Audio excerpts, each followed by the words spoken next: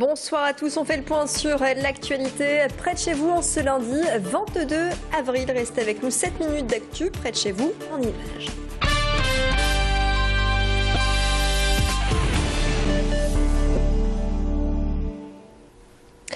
Et alors qu'une nouvelle manifestation a réuni les anti-mariage pour tous, hier à Paris, le vote solennel du texte qui autorise le mariage entre personnes du même sexe aura lieu demain à l'Assemblée nationale. Une journée symbolique à l'occasion de laquelle se rassembleront les pour et les contre.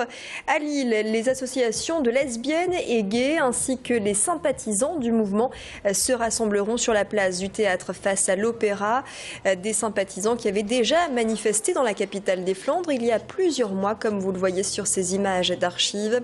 Demain, donc en fin d'après-midi, le défilé traversera le Vieux-Lille et passera notamment devant le bar le vice-versa. Après l'agression homophobe de la semaine dernière, une manière de fêter l'adoption définitive de ce texte de loi. On est à pas loin de 500 inscrits sur Facebook. J'ai déclaré en préfecture entre 500 et 1000. Si on est 500, tant mieux. Si on est 1000, c'est encore mieux. Et voilà. Il y a des gens sur Facebook, mais il y a plein de gens qui ne sont pas aussi sur les réseaux sociaux et qui peuvent venir. Donc on sait qu'on n'aura pas la foule des grands jours puisque ce sont les vacances scolaires. Donc, mais c'est symbolique. Donc voilà, même si on est 300, on sera content. C'est pas forcément le nombre, c'est important, mais c'est aussi le message qui est important. Et voilà, si on dévoile notre message, on le fait passer au public, c'est le principal, quoi. Et les opposants au mariage pour tous poursuivent de leur côté la mobilisation. Ils prévoient aussi de se rassembler dans les rues de Lille. Demain, c'est le printemps français, une branche de la manif pour tous plus radicale qui se réunira au même moment à place de la République. La mobilisation ne faiblit pas chez les surveillants de prison. Aujourd'hui, c'est à Douai qu'ils se sont rassemblés. En cause, le projet qui consiste à retirer les 3 miradors sur les 4 que compte la prison de Douai. Des miradors qui seraient remplacés par des caméras. Pour les syndicats de surveillants, le projet est impensable. Ils avancent le fait que l'an dernier, une évasion avait pu être déjouée grâce à ces miradors. Des agents inquiets pour leur sécurité en plein contexte de l'affaire Redouane Faïd qui a touché la prison de Sequedin le 13 avril dernier. Au niveau de ce projet, en fait, c'est simplement une opération financière, quoi. L'administration est prête à mettre 5 millions d'euros pour son projet de vidéosurveillance, alors que la reconstruction des miradors, qui c'est vrai, ils sont vétustes, ça là-dessus on le reconnaît, mais une reconstruction des miradors coûte 1,5 million d'euros. Il y a une étude de fait là-dessus. Mais l'administration préfère investir 5 millions d'euros et pour récupérer du personnel, parce que le but inavoué de cette opération-là, c'est de diminuer le nombre de personnel de surveillance. Musique à présent, avant d'ouvrir notre page sportive. Il affiche complet. Le concert de Dépêche Mode attire les foules. En 2 heures, les 24 000 places ont toutes été vendues pour le 17 novembre prochain au Grand Stade. Après 3 ans d'absence, le groupe britannique est de retour dans la région.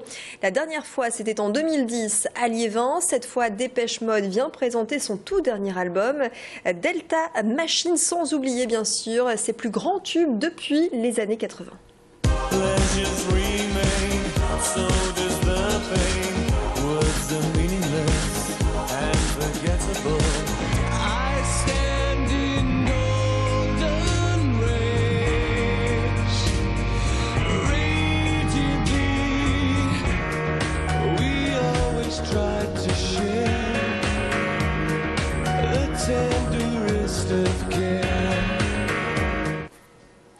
Le sport avec le foot et le LOSC qui remontent dans le classement après sa victoire à l'extérieur.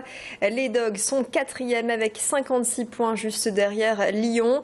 Et hier sur la pelouse de Bastia, Lille était menée en première période 1-0 avant de revenir au score grâce à un but de Lucas Digne. On regarde ensemble les principales actions de cette rencontre sur l'île de Beauté. Et c'est une frappe de Marco Baccia dans les arrêts de jeu qui a offert la victoire aux nordistes. Score final, 1-2 pour cette 33e journée de Ligue 1. Et on va rappeler qu'il reste 5 matchs pour espérer se faire une place sur le podium. Après le foot, le rugby et cette belle opération du LMR, le Lille Métropole Rugby, les Lillois ont gagné hier sur la pelouse d'Oléron. Pour l'occasion, un chapiteau était installé à Villeneuve-d'Ascq, l'occasion de retransmettre cette rencontre.